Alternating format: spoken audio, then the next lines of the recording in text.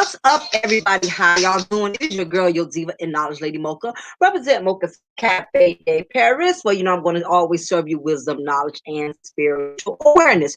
I want to give a big ups to all of my subscribers, those of you who have been rocking with me from day one and are still supporting my brand. I want to thank you for still riding with me through the whole time I've been doing this and still, being supportive of me and my channel. So again, I want to thank all my loyal subscribers, those of you who have just recently subscribed. And again, if I didn't take the time to say thank you, I want to thank you to all of my new subscribers. And I also want to welcome you to Mocha's Cafe de Paris family. If this is your first time ever hearing any of my content and you like what you hear this evening, please be sure that you subscribe and you hit the notification bell.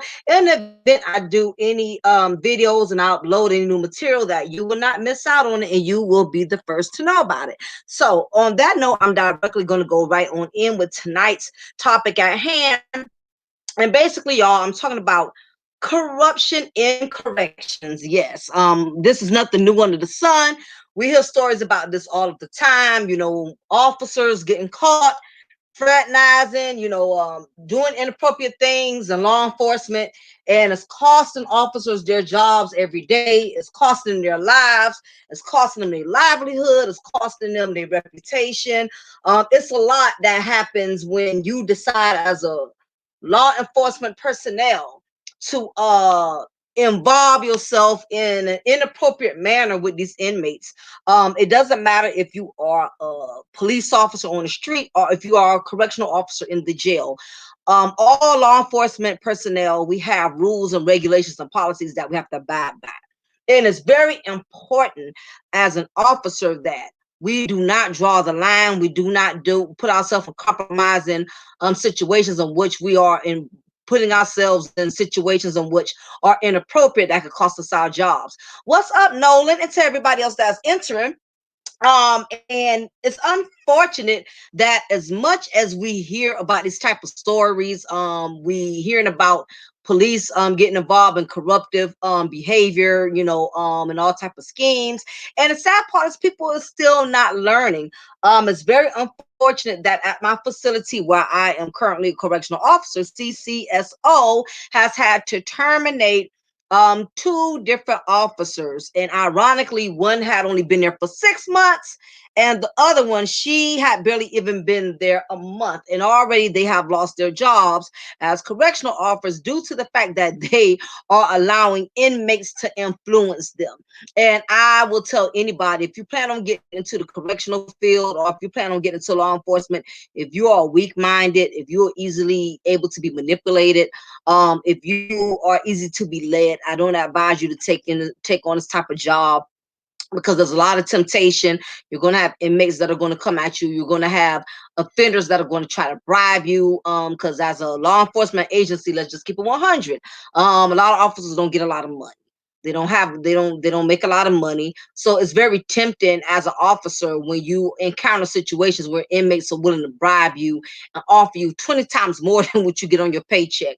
If you are a police officer in the street, it's easy to get bribed, by a drug boy who can help just say, you know what, I'll give you $20,000 right here and now, right on the spot.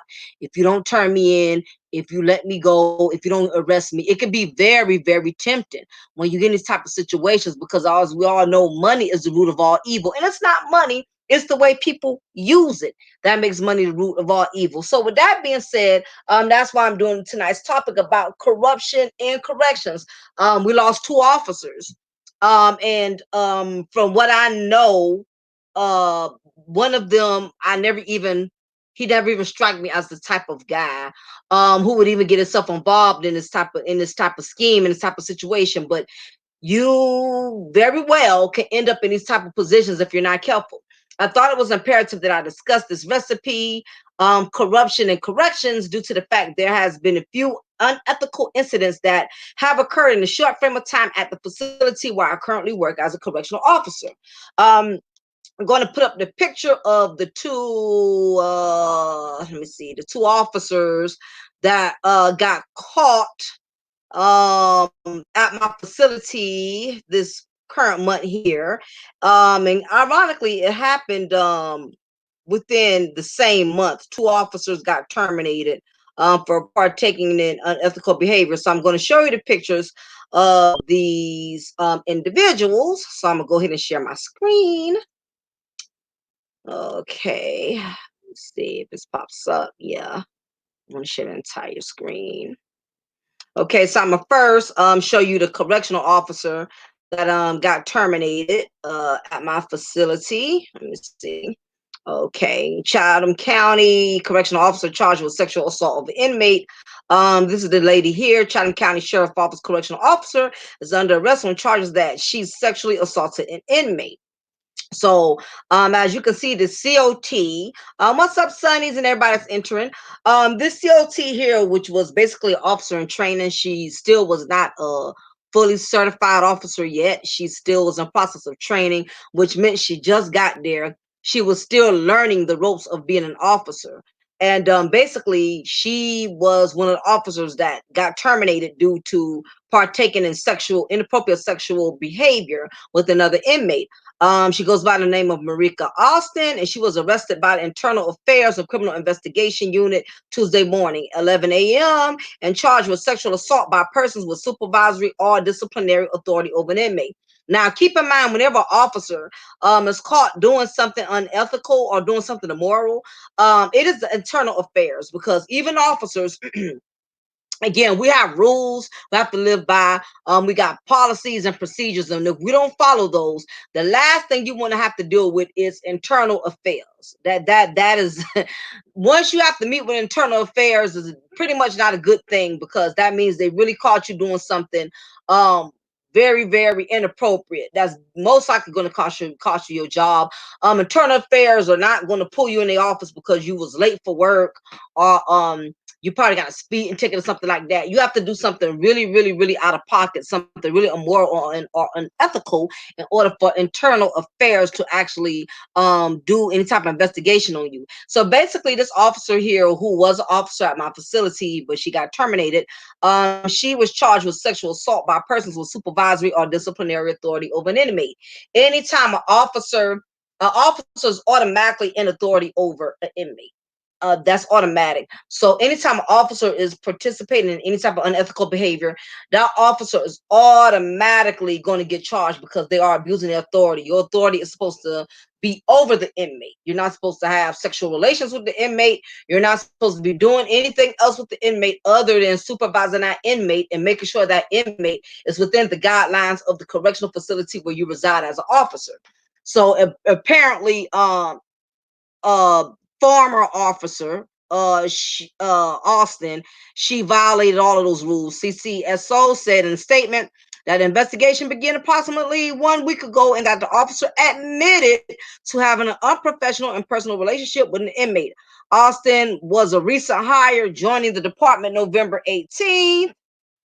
Okay, and that's the end of that. Yeah, so she had just started there.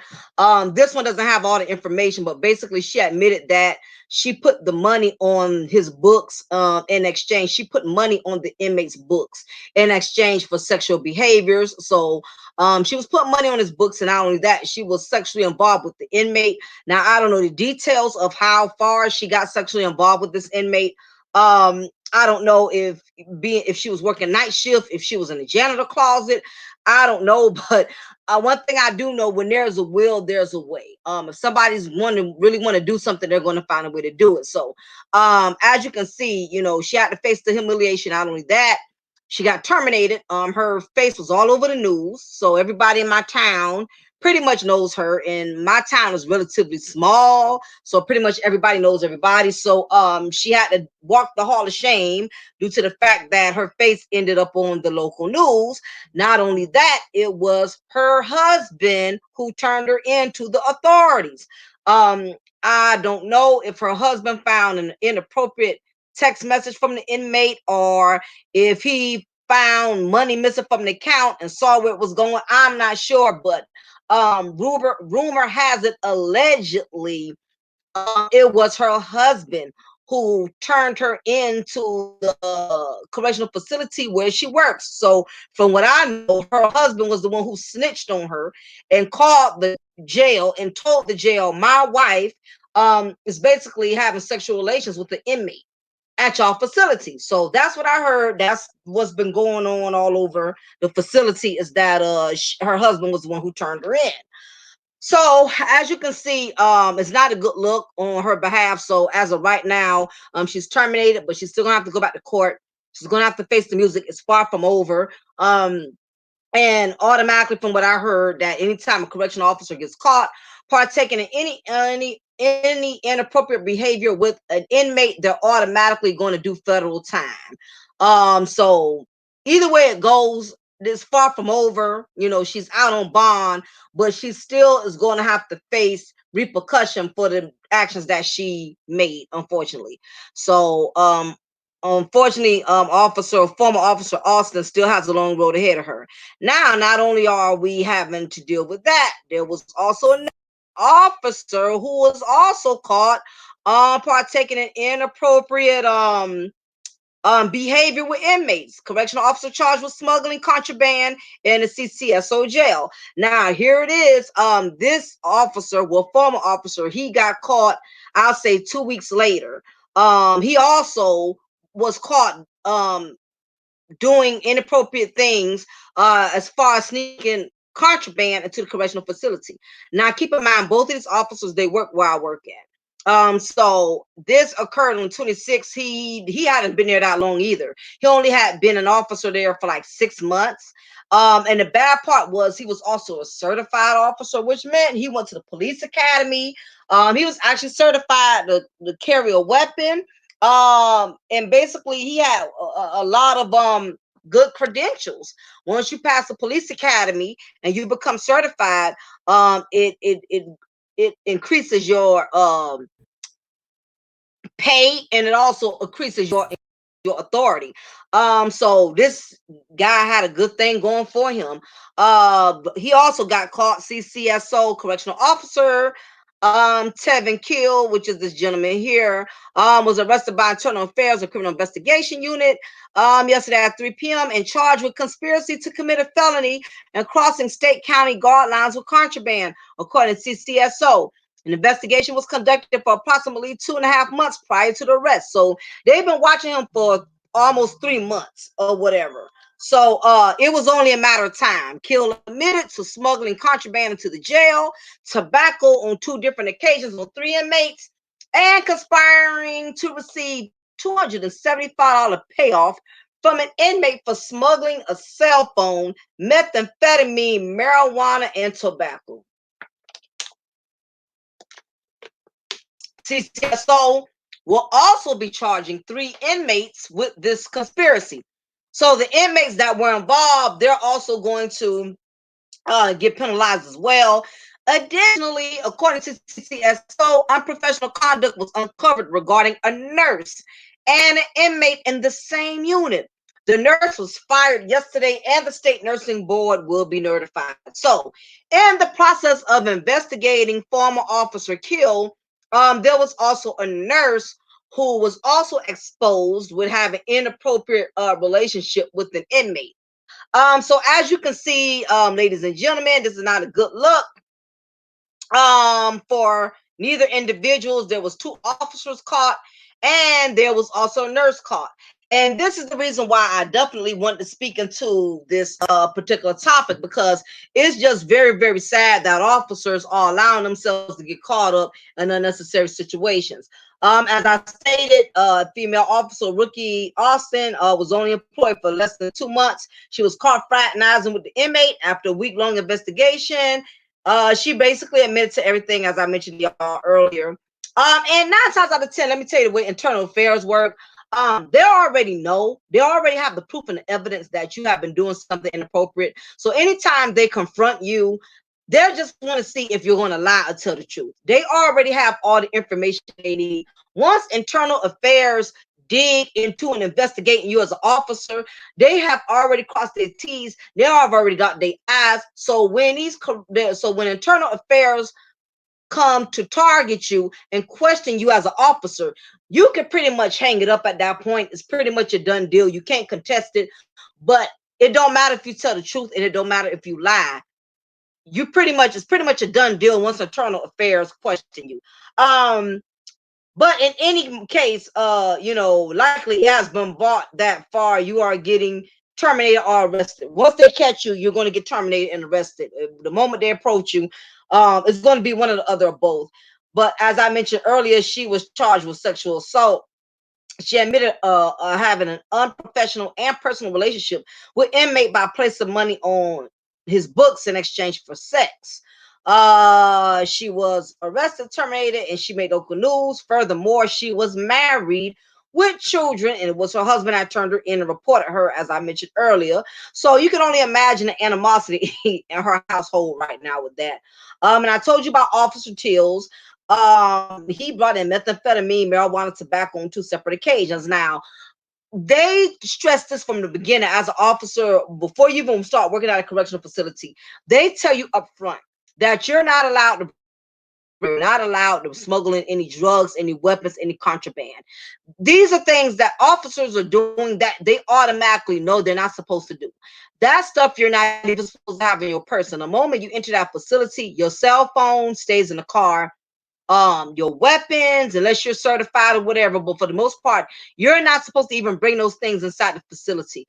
Once you cross that sliding door and it is on your person, at that point in time, you are held responsible. You are in violation.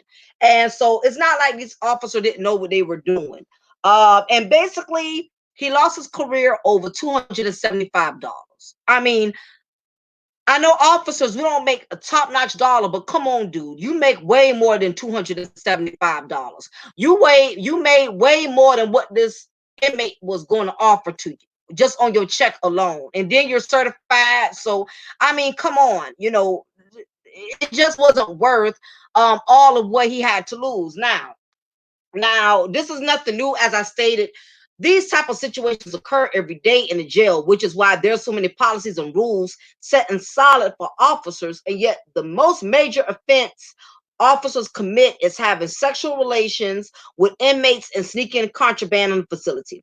The main thing I hate about these situations is that it jeopardizes the safety of officers, and most importantly, it makes it harder for good officers.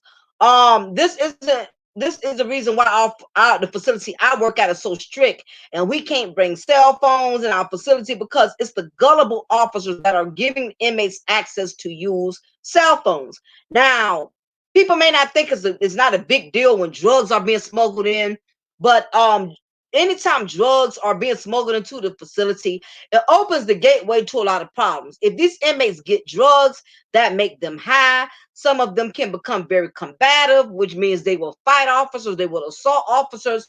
There are fights because these inmates start gambling over drugs, and this creates a lot of conflict with some inmates not paying off another inmate's debts and so on. So it's a lot of drama and it's a lot of chaos that comes along when an officer decides to participate in corrupt behavior. Thank you, 𝐜𝐴𝐚'𝐬. Off subject, you are awesome and helped me out so much. Thank you. I appreciate it, dear. Thank you so much. I try my best. So thank you. I definitely take that as a compliment that I'm out there helping someone. So it lets me know what I'm doing is not totally going in vain. And I really appreciate that donation, Mrs. 𝐜𝐴𝐚'𝐬. Thank you so much. I will make you a moderator also. When I'm done with this video, I will give you a wrench so you can also moderate for my channel. So again, I appreciate you so much. Thank you. The next thing is, the bottom line is there are officers every day that are being corrupt, and it's poisoning the criminal justice system. Worse is the officers that get involved in these type of scandals. They lose everything they work hard for, and there's so many things these officers are not taking into consideration, such as the first issue. Applying for a career in corrections is gruesome. Now, I don't know how many of y'all out here have applied to become a police officer or correctional officer, or maybe that's just not your thing, but just to put you on about the process. It is it's an extensive, gruesome process trying to become an officer. For one, it is not easy being selected as an officer to get in the correctional facilities. These prisons and correctional institutions are very selective about who they choose to employ. Just applying to become an officer is not like applying at Walmart. It's a gruesome process. You have to do so much just to apply. The application by itself is as thick as a brochure in a doctor's office. Um, you have to provide a lot of information about yourself, down to who lives in your household, down to your spouse. Um, it's just so much information you have to provide. You have to be extremely clean cut, no felonies, no consistent misdemeanors, no suspended driver's license, and some departments go far back as 10 years to do a criminal background. It's a very gruesome process just to apply to be an officer. They investigate every little thing about you, and even those who live under the same roof with you, they're being investigated as well. When I applied, I had to give them information about my husband. I had to give them information about my daughter. Anybody who lives in the household with you, they need to know about them, because you cannot work in law enforcement if you have another individual living with you that is a felon or is a former felon, and they have a record, convicted felon. You cannot have people who live with you with those type of convictions in your household as an officer. They're not going to hire you. It was a young lady who came in, and they was interviewing her, and I guess she really wasn't thinking about what she was saying as she was saying it. But they asked her, did she live with any convicted felons? And she said, well, her aunt had just recently gotten out of prison. So the moment she spilled that information to them, they tossed her application. They didn't even take the interview any further. So you cannot, I repeat, you cannot be living with a convicted felon. You cannot be married to a convicted felon. Your son, your daughter, any relative cannot have a record living with you and you become an officer. It's not going to happen. Also, many correctional facilities require you to go to the police academy, which is like a 12 to 18-week boot camp. Some facilities require you to go to the academy. Some of them you don't. Where I'm at, it's not really a requirement. You just won't have as much privileges compared to those who are certified.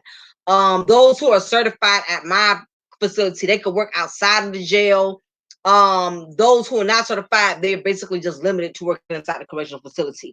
But other than that, it's no joke. It requires strong physical abilities, a lot of written tests, exams. You have to be able to shoot a 240 score and firearms. You have to pass the driver's course, and it requires a lot of dedication. Now, that's if you want to be certified. That's all the stuff that you have to go through. If you're going to become an officer in the street, you have to be certified regardless. Now, if you work in a correctional facility, some jails don't, or in prisons, they don't require you to be certified, but you do have to go through training.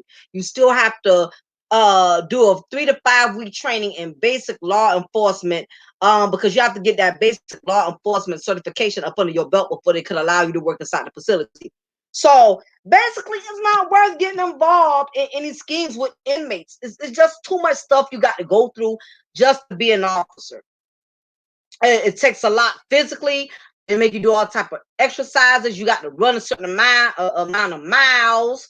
It takes a lot of physical strength, and it takes a lot of academics. You know, if you're struggling in school, you're struggling with, if you're a person that's not good with tests and exams, you're going to struggle getting any type of law enforcement training, because it's a lot of reading and it's a lot of physical things that you have to do to become an officer. Some departments, they require you before they even hire you. They make you run, they make you do what's called like an obstacle course. You got to run a certain amount of miles, you got to do a certain amount of sit-ups, push-ups, all of that good stuff. So you know, you just have to, it's so much stuff you got to damn do. And that's why I'm really at a loss of words with these two individuals who got caught, these two officers, well, former officers, who got caught at my facility fraternizing with these inmates, because it's not easy getting into a facility or a jail. It's a lot that you have to do. It's just not worth it. Now, the next thing is the aftermath of the damage that comes behind it. These correctional facilities, especially where I work, they have a zero tolerance for unethical or corrupt behavior. They will drop your ass quicker than Walmart rollback prices if you are caught fraternizing with these inmates. So the consequences of fraternizing with inmates usually consists of you're stripped of all your career, you're stripped of your career and all your hard work. You lose all certifications that you have earned. Your job is gone. So there comes your income. Now, I'm not understanding why, as an officer, your people are they're not considering the pros and the cons. Even if the inmate is paying you off and giving you money and giving you a little extra, giving you a little extra little change on the side, even if they're paying you thousands or hundreds on the side, the part about it is the compared to what you're going to lose, there's not an amount of money enough that should even make an officer consider putting themselves in that position. Because once you get caught, the money that you're getting outside of the law enforcement is really not going to help you. You know, you're going to have to face the judge. You're going to be doing some time, from my understanding. Officers who are caught participating in unethical unethical behavior, they can get from anywhere to 10 to 15 years. So you're already going to do time. You're going to be away from your family. And this inmate that you're fraternizing with, they are not going to help you. Once you get caught doing something underhanded for them, these inmates, they not going to have your back. And the truth is, they really can't have your back. What's up, Malcolm? What's up, Third Degree Burns? Good to see you guys. These inmates, they can't help you. These two officers who got caught at my jail fraternizing with these inmates, these inmates can't do nothing for them. Like I said, one of them, she's a female and she's married. The inmate that she was messing with, you know, that just brought more chaos to her marriage. You know, it didn't help the situation and made it worse. The male officer who got caught, the inmates that he was smuggling contraband and sneaking methamphetamine and sneaking tobacco and all these things in the jail, they don't have his back. I mean, these inmates are not going to look out for you once you get caught. Your reputation is forever damaged, and your credibility as an officer is forever ruined with post. Now, keep in mind, whenever I know in the state of Georgia, whenever you apply for a law enforcement position, you have to go through post. Every department will submit your information that you put on that application. They submit it to post. Post stands for Peace Officer Standards and Training Council. Is required and mandated training through the state of Georgia that assists with individuals that want to become officers with professional training. So, post has the right to deny your application or to approve your application. Every person who wants to become an officer in Georgia, you have to go through post. They could accept it and reject it. And if they see you have any flaws in your record, you got all type of misdemeanors, you got a felony, don't, and please don't have a domestic violence charge or a battery charge where you actually fought someone. It's a no-go. And then in most departments, if they mean you any good, they'll tell you that up front before you go through all of that, filling out applications and stuff and save yourself the embarrassment. But for the most part, yeah, like I stated, you have to go through post. So once you get fired, once you get terminated from any type of law enforcement position, post is notified automatically, which means they're going to put a red stamp on your file, and basically it's a done deal. You cannot, I don't care who you apply to, you cannot redeem yourself once you have been fired as an officer, because it's going straight to post. And post for an officer is just like a soldier that's been AWOL or has gotten a dishonorable discharge. Yeah, dishonorable discharge. That's the same thing. It is a disgrace. It's a disgrace. It's a disgrace for an officer to get terminated on those grounds. So once you get caught, you know, participating in this type of unethical and immoral behavior, your career is gone. Your record is forever tarnished, because post is going to notify any department you go to in the state of Georgia. Post is going to notify them why they rejected your application. They're going to say this candidate got terminated due to unethical, immoral behavior. So these two individuals that I told you about that got caught at my jail, these two former officers, because they're not officers anymore, they got fired. they can kiss law enforcement goodbye. They're gonna have to find a whole nother type of career. They're gonna have to be a waitress at IHOP, or they're gonna have to be a mechanic. They're gonna have to find something else. They cannot be an officer anymore. So once you get caught committing corrupt or illegal offenses, Post bans you from being able to work or apply for any law enforcement or correctional positions anywhere in the state of Georgia. Now, I don't know if you go outside the state of Georgia and you apply somewhere else, they may be willing to take a chance or whatever, but Georgia does not. All the departments in Georgia honor Post. So if Post said you cannot work at a facility, they're going to honor that. Now, any states outside, I don't know. I don't know if they got their own way of how they could bend the rules, or whatever. I'm not sure. But basically, they're screwed in Georgia. Not only that, the embarrassment you have to face with your colleagues. These two officers, both of them ended up, when they got caught, it's crazy because as a correctional officer, both of these individuals, they were over inmates. How you go from being over inmates to becoming an inmate? They ended up having to put on the same green uniforms that these inmates put on. The only difference was I know with one of them, the female officer who got caught, they did put her in a medical unit. And the reason why they did that, medical unit is kind of like protective custody. They could not put that former officer. What's up, poetic? What's up, boo? They could not put that. They cannot put an officer who has been fired in a wing with other inmates. That officer's life basically it basically is at risk, because you have to realize these officers was over these inmates, and now you're going to end up in the same wing where you was probably talking to them nasty, giving them all type of having to be authority, having all the authority you have over them. They cannot let these former officers in the presence of these inmates. So I know they kept her in medical until she was bonded out of jail. So most of the time when an officer is caught participating in corrupt behavior, they will put them in a separate unit away from the inmates.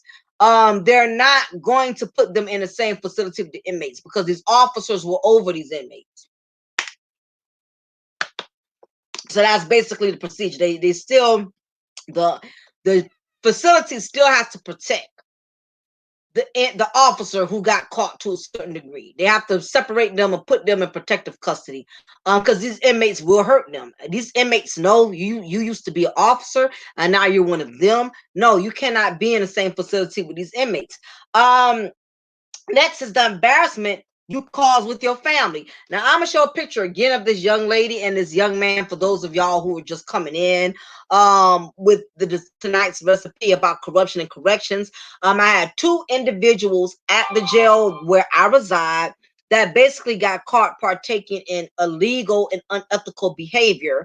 And both of them lost their jobs. And the sad part is neither one of them was even there a year, and they lost their jobs. So I'm going to share my screen with you so you can see these individuals that I'm talking about.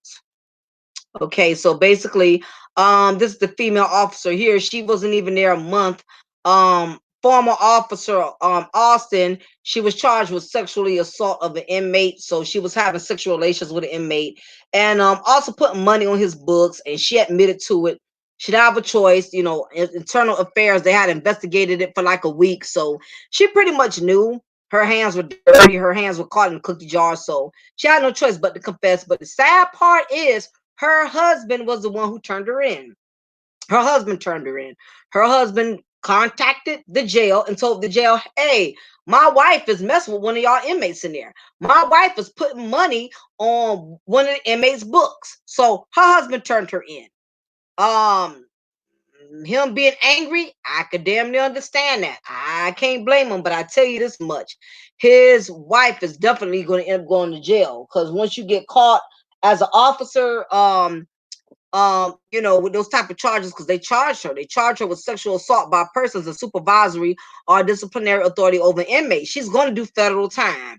That's a gimmick. She don't get to choose that. So and unfortunately she has children, so her children are going to get caught. Her children are going to be affected by her actions. So yeah, all of this is a true story. All of this happened at the facility where I work.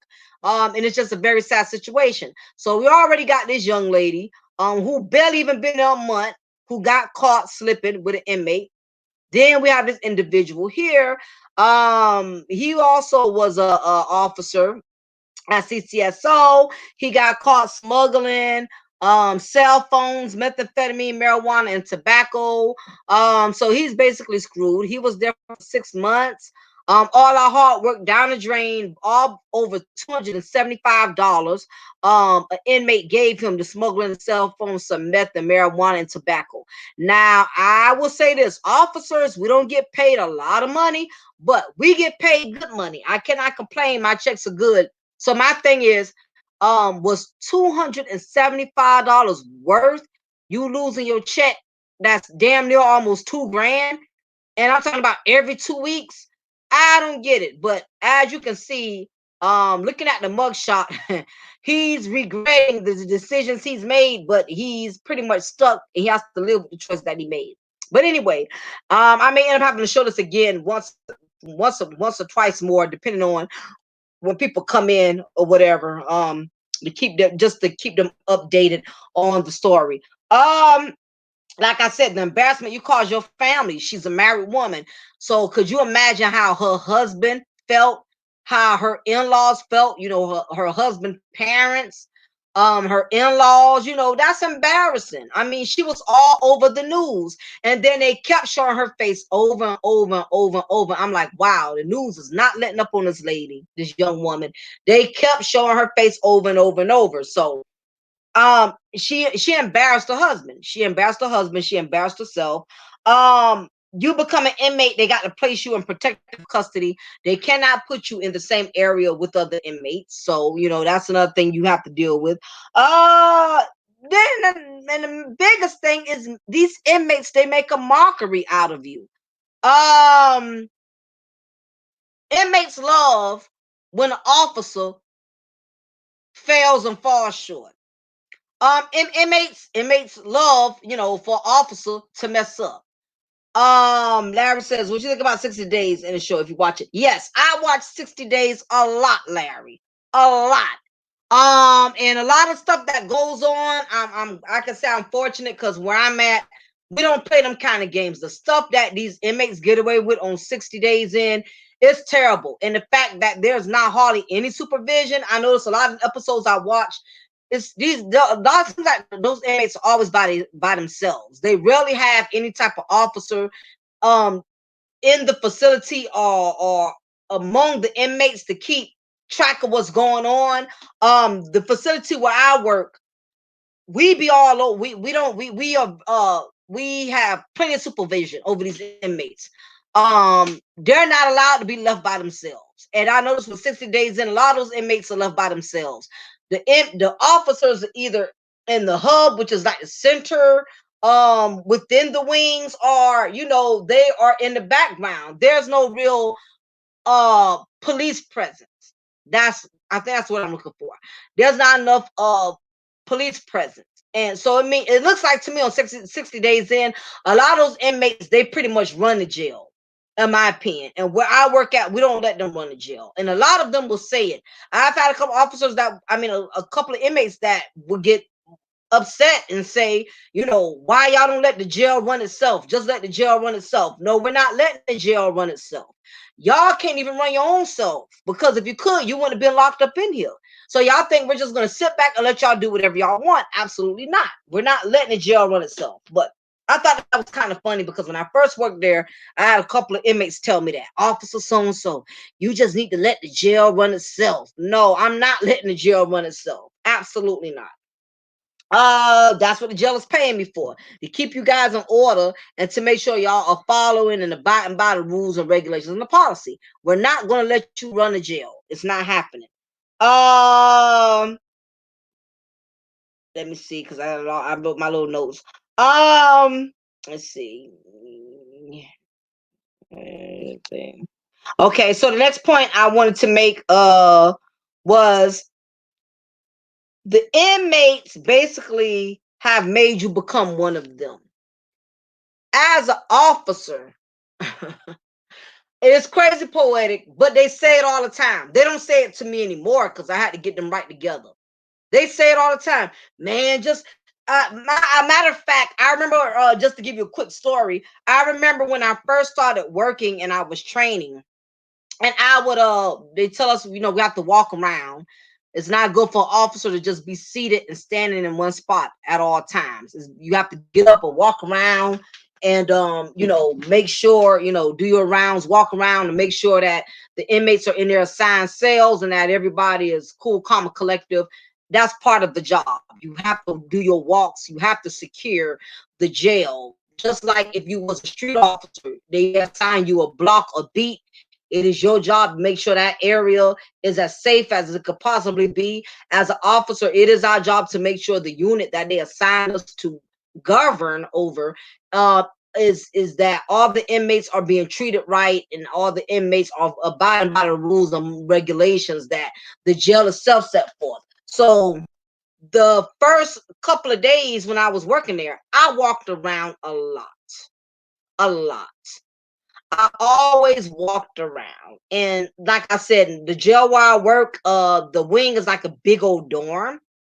It's like a big, it's just like it's just a huge dorm. It's just separate rooms with no doors. Especially the open bay. We got the open bay and we have the closed bay. The closed bay got doors. The open bay doesn't have any doors. But anyway, I walk around a lot.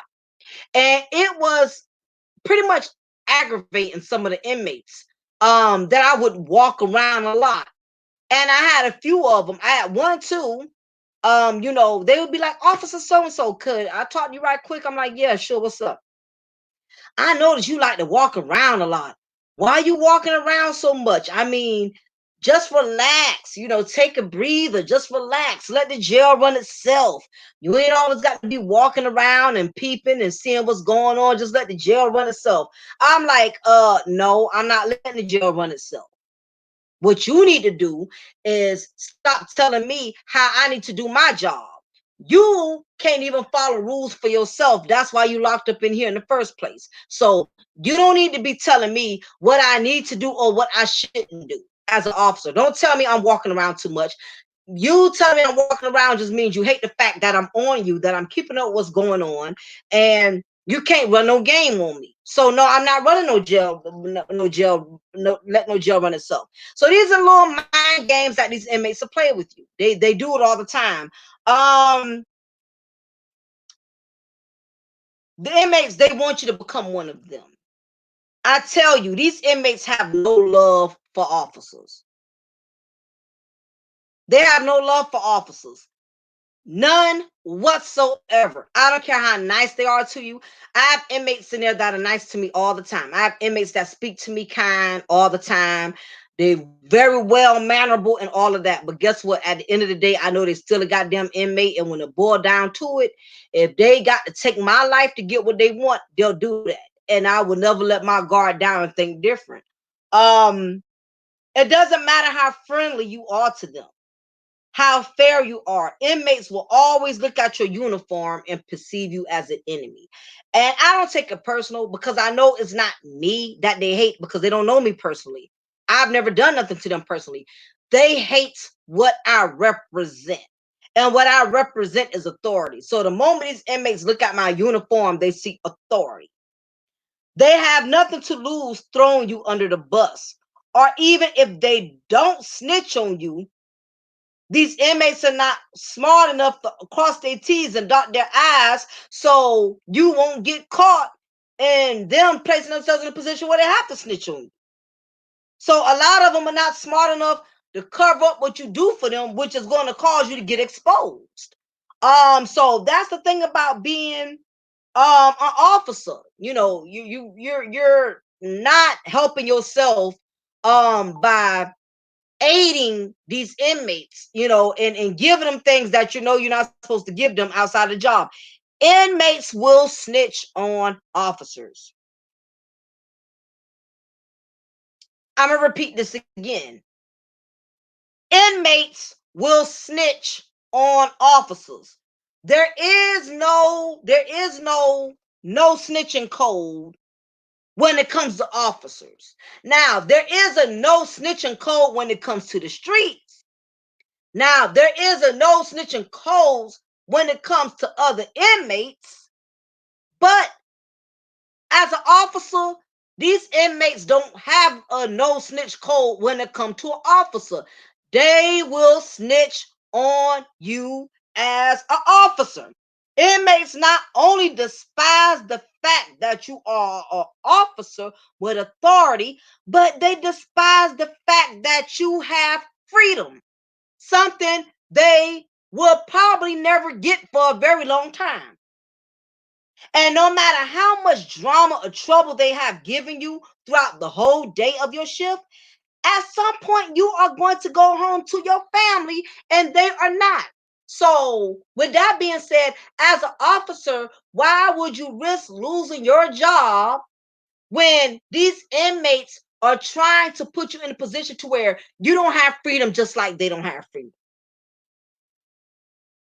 Once you open the door to doing something illegal and unethical, once you start doing illegal and unethical favors outside your department's policy, it becomes a freight train situation.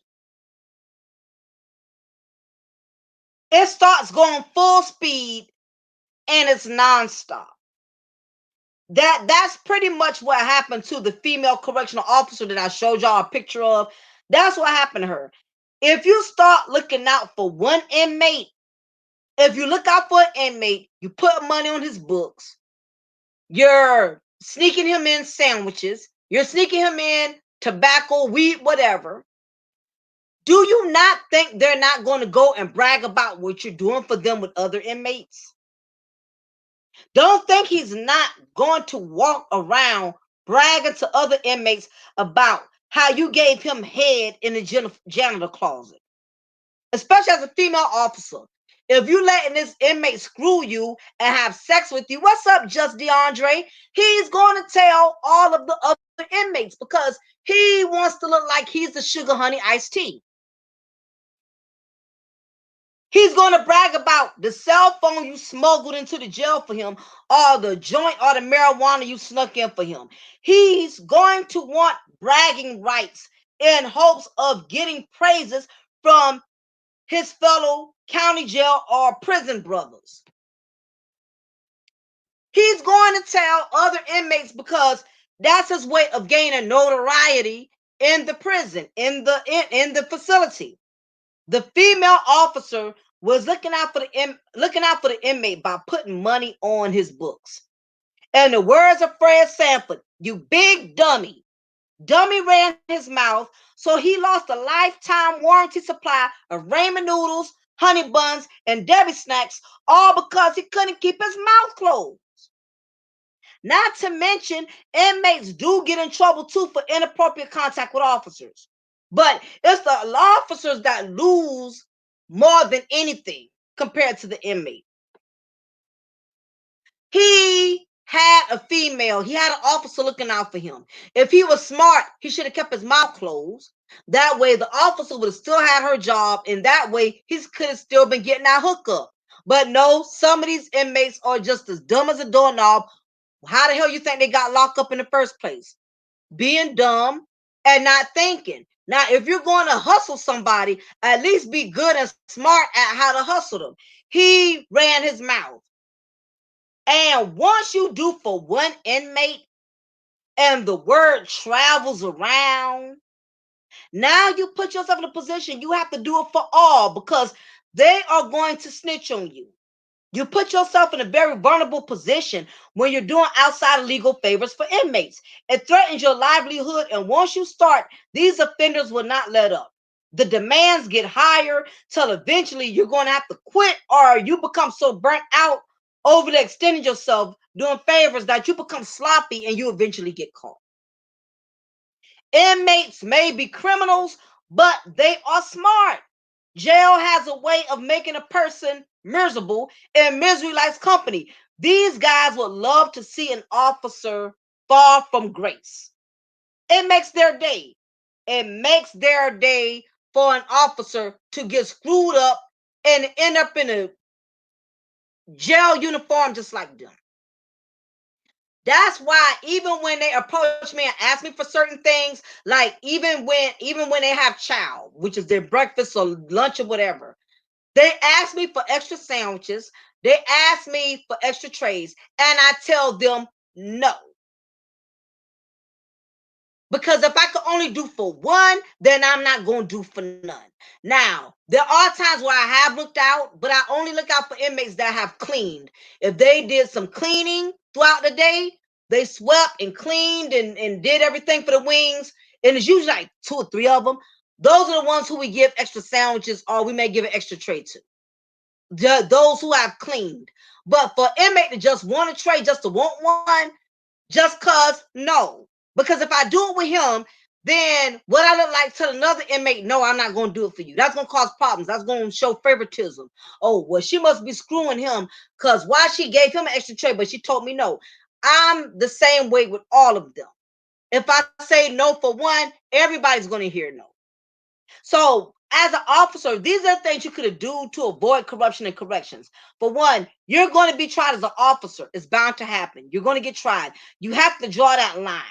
These inmates got all damn day to analyze you, watch your every move, pay attention to your body language, and study every little thing about you so they can learn your combination. So remain professional. It's just common sense. You got to be professional with these guys, and you have to draw a line. Once you start becoming more and more personal and less professional, that's where lines get crossed. Next, if you are a woman or a man that has a weakness for the opposite sex, or in some cases the same sex, don't become a correctional officer. Don't become any type of personnel in the law enforcement sector. I can never understand the psyche of an officer that's willing to jeopardize their livelihood for a criminal that can't do a damn thing for them the moment they're caught. It just boils down to low self-esteem issues. You want to lose your job, you want to lose your professionalism, you want to lose all the hard work you put into getting in the position over inmate that can't help you. Because you're going to lose your job, you're going to be in jail, and they're already in jail. What good are either one of you to each other? Next, don't overindulge in personal conversation. Now, the inmates where I work, I do hold a conversation with them. I do talk to them. I say, hi, how you doing? All of that. I talk to them the same way I would talk to y'all. However, if I see the conversation is going where it don't need to go, it's time for me to cut it off and walk away. Or I can't be holding a conversation with the same inmate too many times throughout the day because now it's looking suspect. It's looking like me and the inmate got something going on. So I try to give all the inmates the same amount of undivided attention. I'm not going to be booed up in the corner with one of them for 2, 3 hours, and then I'm talking to the rest of them for only like 10 minutes. No, it looks suspect. It looks inappropriate. Even if nothing is going on, it just still doesn't look right. If you really can't trust, if you really can't resist, just quit. It's better to quit than to get exposed and end up on the local news. If you're messing with somebody in the jail, you're messing with a female inmate and you're a male officer, you messing with a male inmate and you're a female officer, you see you catching feelings for this person, you feel like you're going to want to be with them. What's up, Sean? How you doing, hon? You really just can't resist that big booty in that inmate uniform as a jail officer. You can't resist that big package that this inmate is toting around in his loose romper, then you need to quit. It's better to quit than get caught. Go ahead and quit. Say, hey, I'd rather just turn in and leave. I rather that, and that way you can freely be with the inmate versus losing your job, versus ending up on the news, versus your family and all your colleagues finding out. Just quit the goddamn job. Quit the job.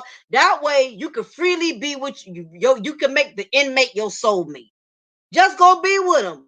Quit your job, turn in your badge, turn in your correctional facility card, turn in all your stuff to your sergeant and your lieutenant and leave. It's better to leave than to get embarrassed and get caught.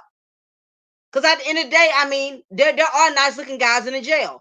There are nice looking women that are inmates, but they are still inmates. And if you just can't resist, quit the job. Next, if you have personal problems going on, request a few days off and don't return back to work until you have become level-headed. Even if you don't walk around looking sad, people can sense a strong vibe of sadness. People can sense when you're not happy. People can read into you. These inmates can read into you. They got all day to study you. One morning I came in, I was a little flustered because I overslept. I got up late. I was a little cranky. And as soon as I got in the facility, one of them, he already noticed it. He said, Officer so and so, you all right? You don't seem like yourself today. Trying to mentally get in my head. And the only thing I said, well, I overslept a little bit, but other than that, I'm fine. And I left it at that. I'm not going to sit up here and tell him, oh, me and my husband, we got into an argument last night, or I didn't get no dick last night. Well, I'm not going to sit up here and tell, even if that is the case, I'm not telling the inmate that. Exactly, Sonnies. They'll take advantage. They will try to prey on any little thing about you as a woman. If you soft and simple and you love male attention, you're attention starved, this is not the best position for you. You don't need to be in this profession. If you love attention and you just love compliments, then once they figure out you love that kind of stuff, they're going to keep working on it. So you have to be very careful getting yourself involved in these type of situations. If you're not having sexual relations, you got to be careful sneaking stuff in the prison. You put all officers at risk. You sneaking in cell phones. It may seem harmless sneaking in a cell phone, but you can give an inmate a cell phone and he may call somebody outside and say, hey, when this officer gets off from work, I know this officer gets off at 5 o'clock. I want you to stand outside that parking lot and I want you to shoot her. I want you to follow her home or beat her down. It seems harmless, but it's very dangerous. You can't be sneaking and giving these inmates cell phones. You can't be sneaking them in marijuana, drugs, methamphetamine. These sneaking them in these drugs, they get high a lot. And the biggest issue is we have a lot of gambling in these facilities. There's a lot of gambling. These inmates are always gambling. So if you're sneaking in drugs and these inmates is giving drugs to inmates for money and the inmates is not paying off their debt, do you think there's not going to be fights behind that? Who has to break up the fights? It's us, which puts us in danger to a certain degree. So these officers are doing things they feel like it's harmless, but the sad part is I lose respect for them because they jeopardize our health. I mean, they jeopardize our safety by sneaking all kind of stuff into the facility. You sneaking in, next you'll be sneaking in weapons. You may sneak in shanks where one of these inmates can get mad and hurt an officer because they pissed off or they just found out they're getting 20 years and ain't never getting out of jail. I mean, these guys are very miserable in jail. Jail is a miserable place to be. These guys find out they got time. They not going to see their children. They're not going to see their wife. I've had inmates snap on me, not physically, but snap on me when it coming back from court. Because the judge didn't give them the news they thought they was going to get. They went in there all cocky and big, thinking, oh, I'm going to get a year. For the judge to say, no, you got 25 years. You do 10, then 15, you do the 15 on paper. And it dampens their spirit. But most of the time, that only happened to me once since I've been there. Most of the time, when they come in from court, I could pretty much observe by their mood or their demeanor.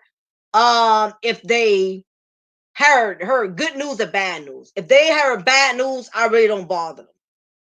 I leave them in their cell and I just peek by their cell and make sure they ain't trying to hang themselves or whatever. But that's as far as it goes. Other than that, for the most part, I treat all the inmates very respectfully. I don't too much have that problem. Every once in a while, some of them get out of pocket, but that's any job. It's just it's a lot that entails into being an officer. You can't be weak-minded, you can't be shallow, you can't be thirsty for a dollar, you can't be greedy. If you have any of those issues, it's going to come back to haunt you. It's going to cost you your job. You have to not fall into that trap of temptation. And I think it's a very rewarding job. I actually like what I do. The only things I don't like is sometimes the hours are very, very long. But the department that I work for, they're very, very professional. And for the most part, they have trained us with all of what we need to know. So a lot of these things these officers are doing is just because they just being hard head or they taking chances because we've been trained on how to avoid falling into the entrapment of temptation and all that other stuff. So, anyway, I thought it was important that I talked about, corruption and corrections. Once these two officers got terminated, I'm like, you know what, this is just ridiculous. And then a nurse got terminated. A nurse got terminated, and it's been reported to the nurse the nurse board. Now she can't be a nurse nowhere. It never ends. Once you get caught in this type of situation, it's a never ending thing for you because no matter where the hell you go, it's going to follow you. So anyway, I just thought it was important that I gave this content on corruption and corrections. I might tomorrow, depending on how things are going. If not, I'll do content Friday. I want to talk about the BYTCH movement. I'll post that in here before I get ready to log off. BYTCH movement. And I'm going to explain it in a little bit because I know some of y'all going to be like, what the hell is that? But I'm going to let you know just what it is and what it consists of. Okay. Yes, I'm going to do an upload very soon. So I want everybody to definitely make sure y'all keeping up with my uploads and you keeping up with my live streams because the next live stream that I'm going to do, the next recipe that I'm going to be producing to y'all is the BYTCH movement, which represents Black YouTube content hypocrisy. I feel it's important that we finally address this also because there's a lot of hypocrisy that's going on in the YouTube movement. There's a lot of YouTube content creators that are giving content on information that is totally the opposite of the content that they are doing. You have a lot of Black content creators in the YouTube sector that's giving content that's not in alignment with their real life. For instance, you have people that are claiming to be dating experts and are barely even dating women, or are dating women that are not even the ideal type of woman that you would think that they would even like be attracted to. You have female content creators that are up here preaching pro-black content, but at the same time they're swirling and doing having relations with men outside of their race, which nothing is wrong with that. But I have a problem if you want to preach all pro-black and you're swirling. Now, if you just want to preach about interracial dating or you want to preach about people being able to love who they love, I can respect that better versus you're acting like you're this pro-black person and you're not living the way pro-black people usually live. It's also you have females on here that's giving content about being a pick me type of female when in actuality she's not that type of female that's willing to submit to a man, willing to do what a man would expect her to do.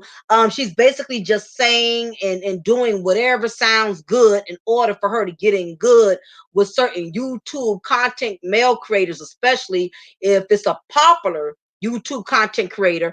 You have a lot of females, a lot of female subscribers, and a lot of females that will join, female content creators that would join these panels and act like they are pick me type of females just to earn the intentions and the likes of certain men. In actuality, they are the total opposite of that. I hear there's also men content creators that brag about all the women they got, that brag about all the sex they be getting. When you see these dudes in person, you know they're not getting all the sex they're talking about. They're not getting all the women they're talking about. It's a lot of content creators that are not living what they are preaching. They're not doing what they're promoting. It's male content creators telling other men how much women they get, and the truth is they don't get them kind of women. You never really see them, You always see them talk about this kind of women, but you never see them with these kind of women. I mean, anybody can talk a good one. Anybody can sit up here and say, well, I got this many men in my life, and I got this kind of man, and I got that kind of man. Well, if we don't never see you with those kind of men, we don't know if that's really truth or not. And I think it's a lot of BYTCH that's going on in the black YouTube sector. There's a lot of people that are preaching stuff that they really don't believe in, that they're really not doing. And who is getting fooled by it are you subscribers. You're the ones that are donating to these individuals. You're the ones that are super chatting to these the individuals. Y'all are cash apping them. Y'all are the ones, it is the subscribers. Y'all are the ones that are falling for the okie doke. But we're going to talk more about that in my next content. Absolutely, Sonny. It's a lot of high school, that's a lot of high school conversation going on. Everybody on YouTube is trying to get in with the popular content creators, and a lot of people are pretending to believe in the content that some of these popular content creators are promoting, because they want to earn the likes of when they want to be in the group, they want to be accepted, they're seeking validation. So we have a lot of that going on. We have there's the BYTCH movement. The black YouTube content hypocrisy movement has become significantly high. It's a lot of content creators that are faking a funk. They are not living what they are preaching. They don't have the things y'all think they have. When they log off of these computers and they go back to their real boring ass lives, because on social media, you can fulfill all your fantasies. You can talk about all your fantasies. But once you log off these PCs and these laptops, they got to live their boring lives. They may be bragging to y'all about their 8-9 bedroom house, but when they log off, they are still stuck in that 1 bedroom boarding room house. You know what I mean? So it's a lot of false advertisement that's going on in YouTube streets, but we're going to save that for another time. So please be on the lookout for my content.